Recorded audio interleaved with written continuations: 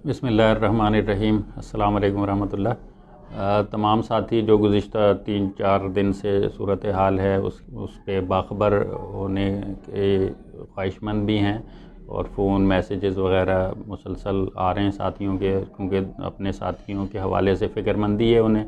जिन्हें उठाया गया है।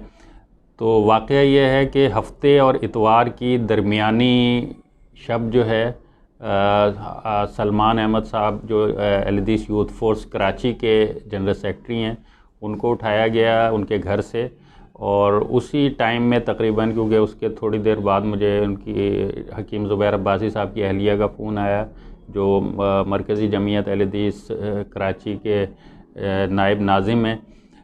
कि उनको भी घर से उठा लिया गया है। और उससे अगले दिन यानी इतवार की पीर की सुबह जो है 5 बजे मौलाना नुमान असगर साहब जो एलडीस यूथ फोर्स सिंध के जनरल सेक्रेटरी हैं उनको भी उठा लिया गया।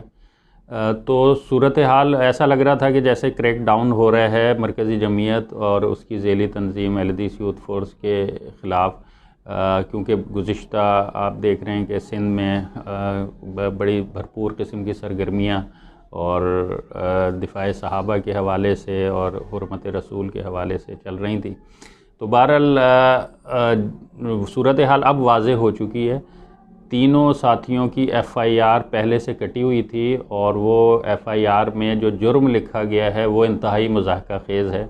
और वो जुर्म ये है कि जमातुद दावा का जो कलअदम तंजीम है और फलाह इंसानियत उसके लिए ये फ़ंडिंग करते थे। और उसी FIR में कहा गया है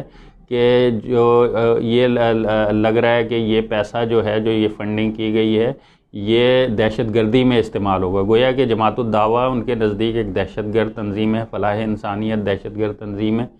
तो उसके कारकुन के तौर पर इनको शो किया गया है कि उसके लिए ये फ़ंडिंग करते थे।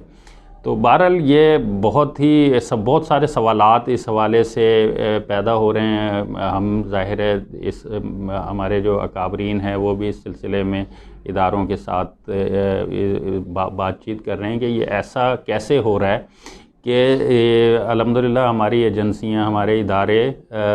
मुहिब्बे वतन भी हैं और बासलाहियत भी हैं। एक बंदे का डेटा मौजूद होता है कि उसकी सरगर्मियाँ, उसके जो रोज़ो शब जो गुज़र रहे होते हैं वो सब उनकी नज़र में होते हैं। कौन बंदा किसके लिए काम कर रहा है ये वाज़े होता है। तो जो मरकज़ी जमीयत एलडीस जो पाकिस्तान के आइन और क़ानून के दायरे में रहकर काम करने वाली जमात है, जो सियासत में और दावत व तबलीग में और फलाही ख़िदमात में एक ख़ास दायरा है उसमें रहते हुए ये काम करती है,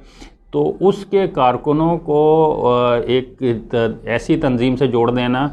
कि जिससे उनका कोई ताल्लुक़ नहीं, ना उसकी नज़रिए से कोई ताल्लुक़, ना उसकी फ़िक्र से कोई ताल्लुक़। तो ऐसा क्यों हुआ? अगर ये किसी साजिश के तहत हुआ तो वो बेनकाब होने चाहिए वो किरदार जो इस तरह मिसयूज़ कर रहे हैं इदारों को और इदारों की बदनामी का सबब बन रहे हैं। तो ये इस तरह की सूरत हाल में अब ज़ाहिर है ये FIR हो जाए तो बेबसी की सूरत हाल होती है कि भाई अब तो जो कोर्ट है उसी में मामलात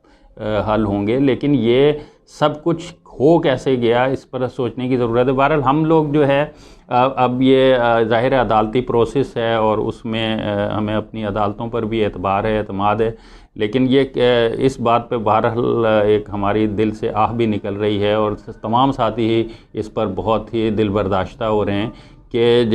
जो हम लोग जो पाकिस्तान में फ़िरक़ा वाराना हम आहंगी के लिए भी काम करते रहे, जो इंतहा पसंदी और अस्करियत पसंदी के ख़िलाफ़ जो कौमी बयानिया था, जो हमारे इदारों का बयानिया था, उसकी तश्कील में जो है हमारे अकाबरीन की फ़हम व फ़रासत उसमें ज़बरदस्त तौर पर शामिल रही और उनमें उन्होंने पूरी दिलचस्पी ली। हर मौके पर जो है अरसे हयात तंग करने के लिए उन लोगों पर जो पाकिस्तान के ख़िलाफ़ काम कर रहे थे या जो दूसरों के आलाइकार बनकर इंतहा पसंदी फ़िरक़ा वारियत पैदा कर रहे थे, हम स्टेट के साथ खड़े हैं, इदारों के साथ खड़े हैं, अपने मुल्क के साथ खड़े हैं। तो हमारे साथ इस तरह की सूरत हाल पेश आ जाए तो ये बहुत ही अजीब बात है। बहरहाल ये दीदा दिलेरी और ये जुर्रत भी किस तरह आ जाती है कि बेगुनाह नौजवानों को कि जिनका अभी मुस्तकबिल है और जिन्होंने जो बहुत अच्छे मुबल्लिगीन हैं, तीनों के तीनों बेहतरीन मुबल्लिगीन हैं, दीन का बहुत बेहतरीन काम करने वाले हैं, उनके उनके कैरियर को दागदार कर दिया जाए, ये अजीब बात है। यानी कि कितनी जुर्रत की ज़रूरत होगी कि किसी बेगुनाह को एक संगीन नौइयत के केस में, झूठे केस में डाल देना, उनके बीवी बच्चों पर, उनके जो